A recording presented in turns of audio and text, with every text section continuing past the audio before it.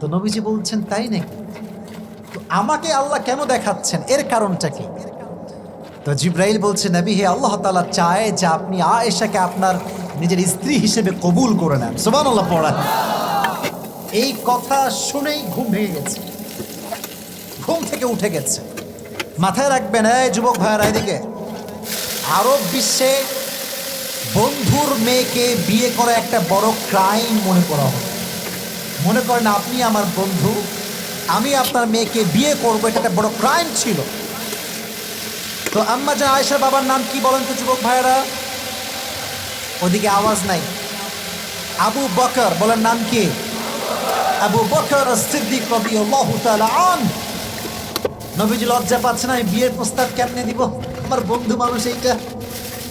তো অনেক কষ্টে একজনকে পাঠিয়েছে বিয়ের প্রপোজাল দিয়ে, যে আমি আবু বকরের মেয়ে আয়েশাকে বিয়ে করতে চাই, সে কি এই বিষয়ে অ্যাগ্রি কিনা।